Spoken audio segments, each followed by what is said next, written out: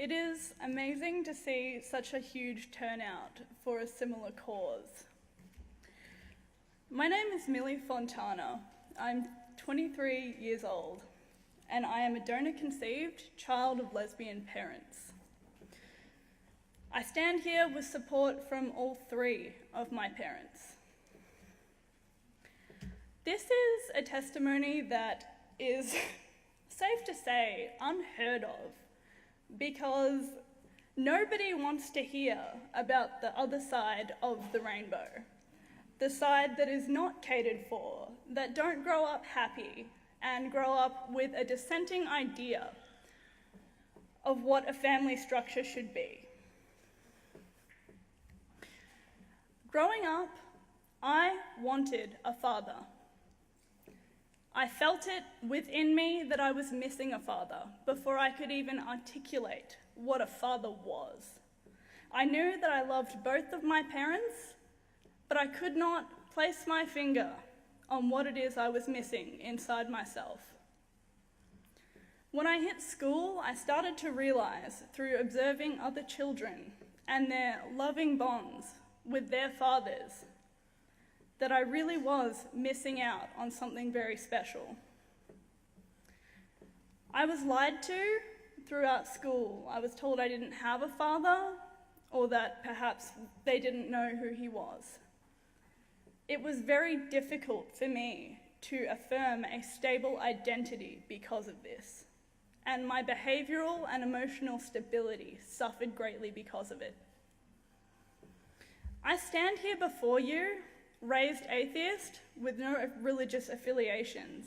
I stand with Christians because so far in this debate, Christians are the only people trying to reflect the issues that follow with children.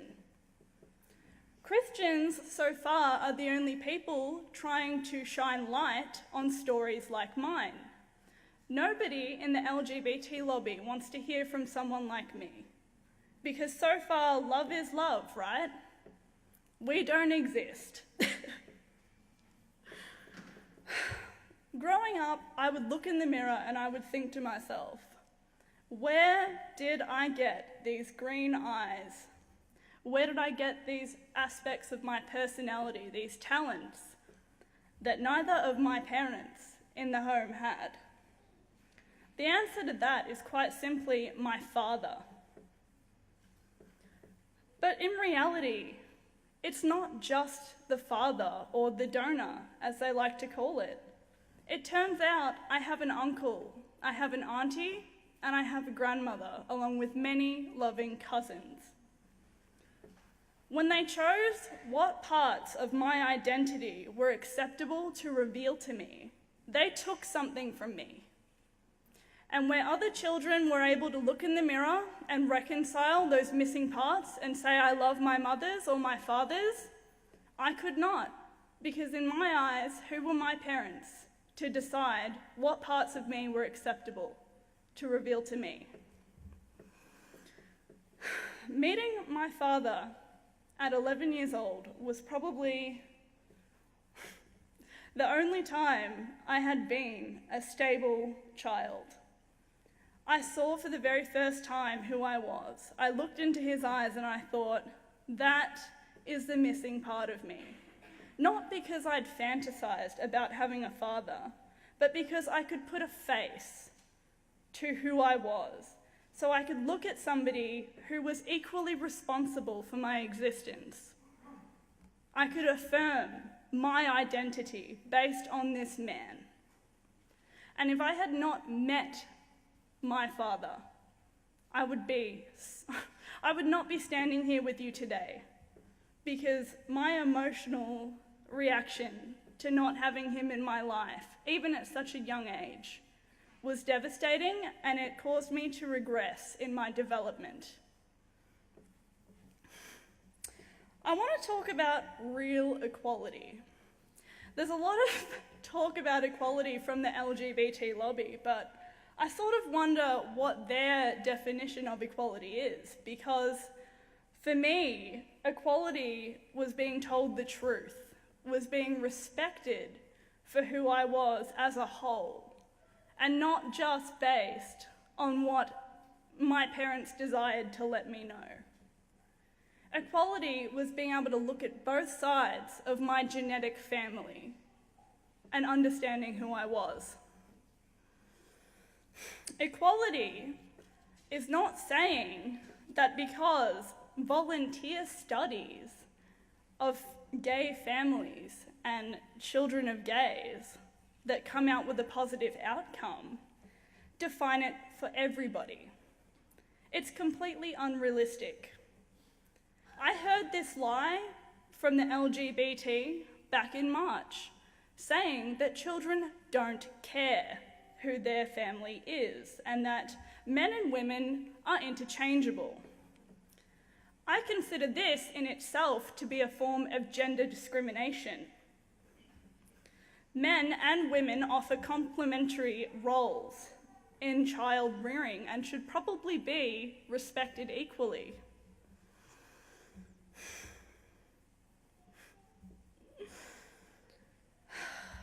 It's funny the way that the gay lobby talks about homophobia. I've had stories of gay friends of mine coming to me and explaining that other gay people have called them homophobic because they would ideally prefer to raise children with a mother or a father. How utterly ridiculous. Was I homophobic when I was looking in the mirror, wondering where my father was? Was I homophobic when I looked at both of my loving parents and pleaded with them to tell me who I was? Absolutely not. But I do love all three of my parents equally. Homophobia in itself is really just an aversion to behaviour.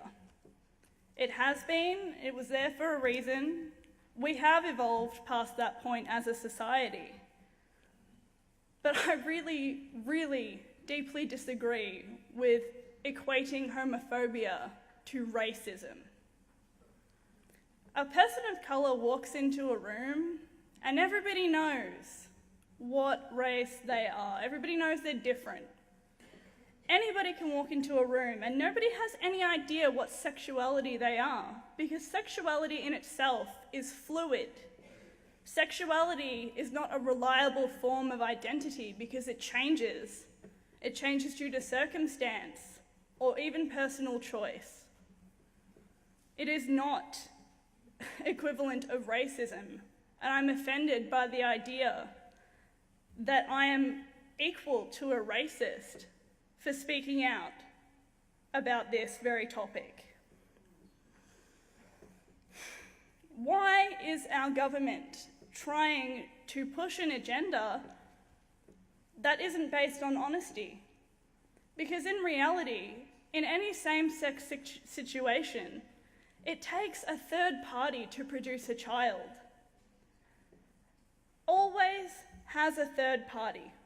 So why, as a society, would we try and ignore that as a reality to the situation? I didn't get here based on 2 women. 3 people made the choice to bring me into this world.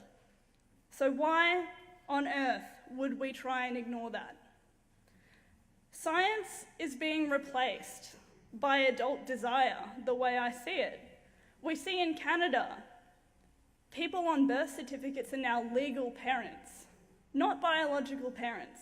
The birth certificate is changing from a document of history for a child into a document of intent. This is adults saying, I am the one who's going to take care of this child. But what information does that give to the child? It's not realistic. Nobody makes a birth certificate for intent. It's for information. It's for heritage.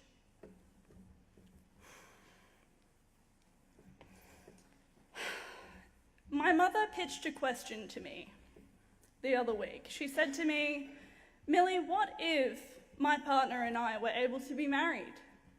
What if we had that stable household environment that everybody else has? And I answered the question very simply. It was basically, answered with another question, which would have been, how would psychologists have treated me for my underlying issues of fatherlessness if to acknowledge fatherlessness was a form of discrimination? How would any physician under threat of legal action have treated me under that circumstance? It was met with silence. Nobody thinks about this before we rush ahead to marriage. And I think it's really funny that Obama has stood up and said it's time for everyone else to evolve. But last time I checked, evolution took a fair few steps. It took a little longer than a decade to eventuate. And it took everybody with it. Evolution was not made by one political agenda that is silencing even the other half of the LGBT. This is an extremist minority that are pushing, from my opinion, what seems to be extinction of gender in itself. I don't see gender equality. I see a pitch to get rid of gender altogether.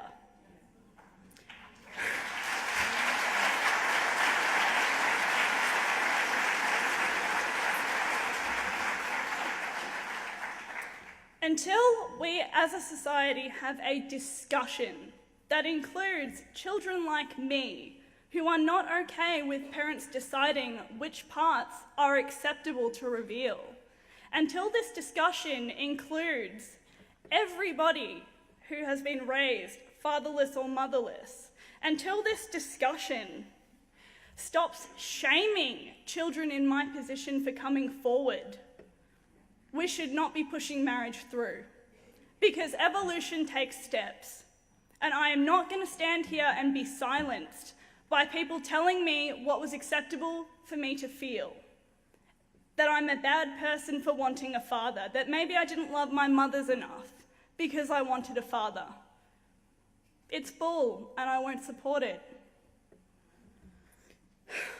I thank you for coming here tonight. Thank you, thank you. Thank you.